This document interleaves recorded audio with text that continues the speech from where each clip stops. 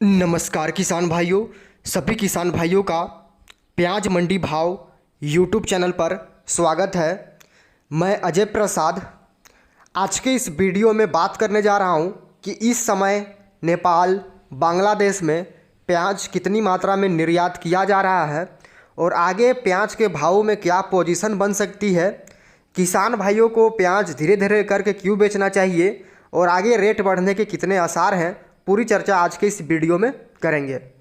किसान भाइयों, सबसे पहले तो मैं आपको निर्यात की ही जानकारी दूंगा।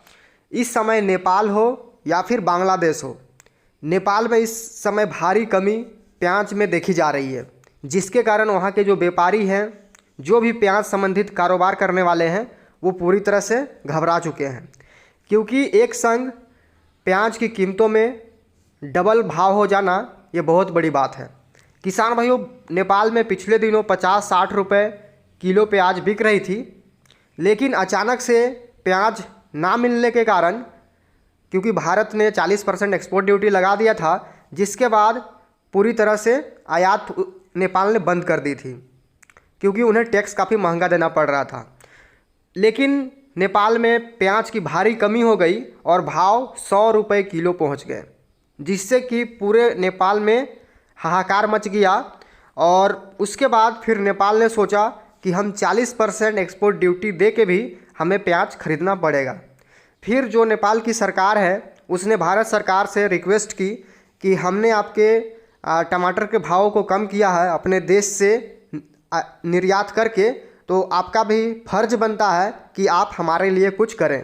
इस पर भारत सरकार ने भी सहायता के तौर पर जो निर्यात टैक्स 40% है, उसमें कुछ छूट नेपाल को दी है, जिसके बाद नेपाल में फिर से पुनः एक बार प्याज का निर्यात शुरू हुआ।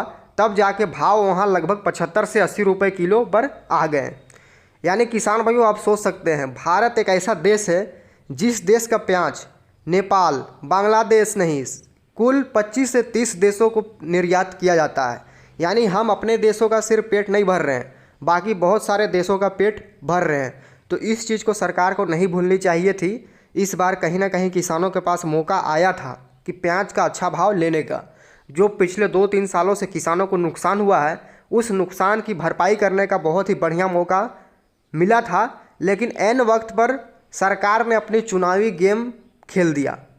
यानी कि अपनी जो आगे चुनाव है उसको इसमें शामिल कर लिया, जिसके बाद सरकार ने भी एक्शन ले लिया। लेकिन मुझे ऐसा लग रहा है कि जब बाहर के देशों का दबाव पड़ेगा भारत की सरकार पर, अब ऐसा तो है नहीं कि 40% ड्यूटी लगा दी है और तो सभी जो बाहर के देश हैं, चाहे बांग्लादेश हो, नेपाल हो या फिर मलेशिया, दुबई, सारे देश मानने वाले नहीं हैं। वो देश भी कहीं ना कहीं भारत सरकार से बात करेंगे और अपनी जो भी परेशानियां हैं, जो भी मुश्किलें हैं, वो सरकारों को बताने का पूरा प्रयास किया जाएगा। और किसान भाइयों, एक खबर इस समय खूब वायरल चल रही है कि 40% एक्सपोर्ट ड्यूटी को घटा करके सरकार ने 12% कर दिया है। तो ये मैं आपको बता दे रहा हूँ, ये बिल्कुल फर्जी और फेक न्यूज़ है। ये 12% उन्होंने गलत समझ लिया है मीडिया वालों ने। यहाँ पे 12 रुपये का खर्चा आता है बॉर्डर पर। तो मीडिया वाले, मैं इसीलिए नाराज़ होता हूँ, जब उनको ज्ञान नहीं होती है उस चीज़ के बारे में नहीं बोलना चाहिए। आप पूरी तरह पड़ताल करें कि क्या मैटर है, उसके बाद उस चीज़ को मीडिया में छापें। लेकिन ये लोग कुछ जानते नहीं हैं, बस जो मन में आया वो बक दिया। किसान भाइयों, थोड़ी अब बात करते हैं बांग्लादेश की। तो बांग्लादेश में 40% एक्सपोर्ट ड्यूटी लगने के बाद जो निर्यात है वो आधी हो गई है। यानी कि अगर पहले 150-200 गाड़ियाँ जा रही थी, तो इस समय 75 से 100 ट्रक माल जा रहा है बांग्लादेश। आधी गाड़ियाँ बैलेंस बच जा रही है बॉर्डर पे।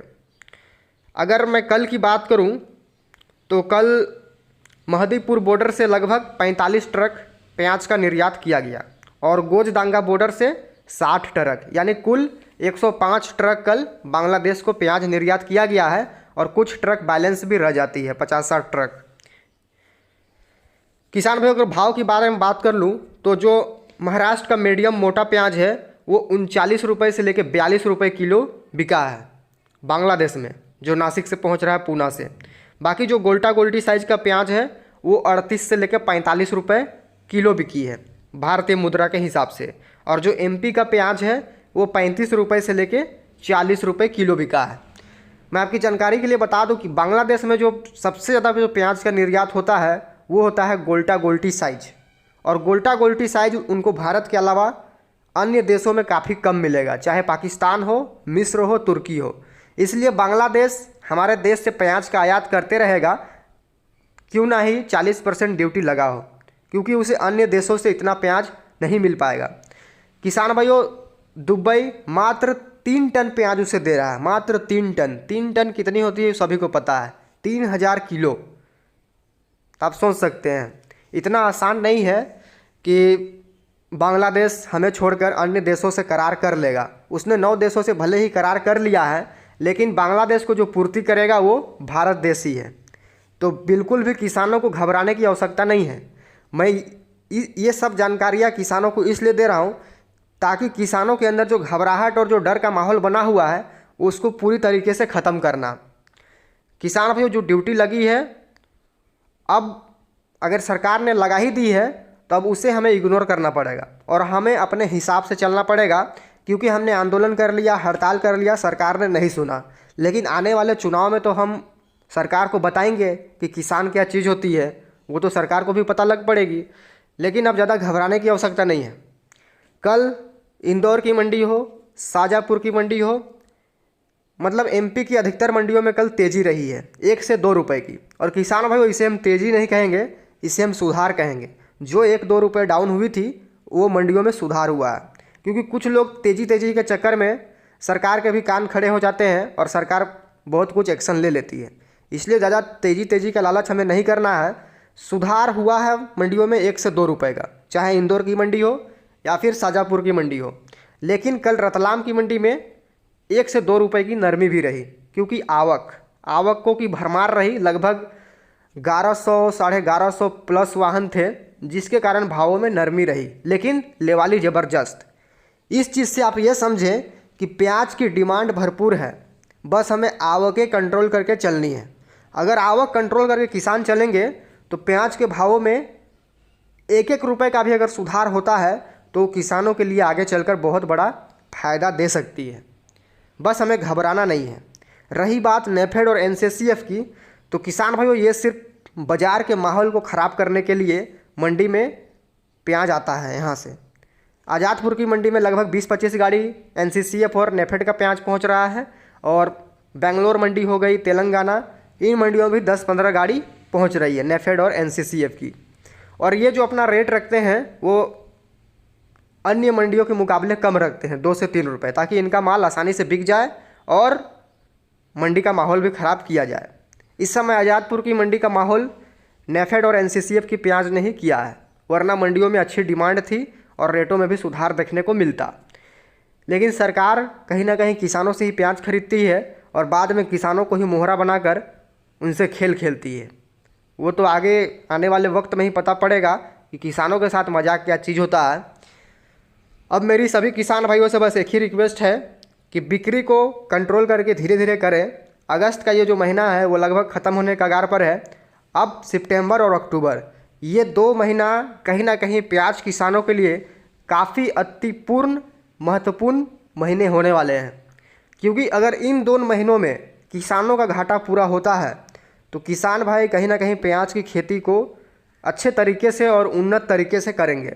और अगर ये 2 महीनों में किसानों को कुछ नहीं मिलता है घाटे की सिवाय, तो फिर कहीं ना कहीं जो प्याज का रकबा है, प्याज का उत्पादन है, वो भी देश में घटने की पूरी संभावना है। कुछ लोग अभी से ही अफवाह उड़ा रहे हैं कि महाराष्ट्र के नासिक में लाल प्याज खूब लगा है, अलवर में लाल प्याज खूब लगा है।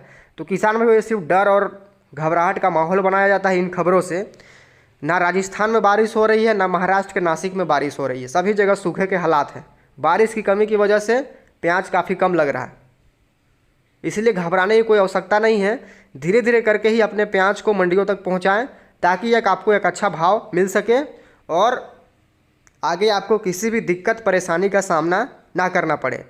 तो किसान भाइयों, इन्हीं विचारों के साथ मैं इस वीडियो को आराम देना चाहूँगा। मिलेंगे अगले नए वीडियो में कोई अच्छी नई जानकारी के साथ। तब तक के लिए जय हिंद, जय भारत, जय जवान, जय किसान, वंदे मातरम।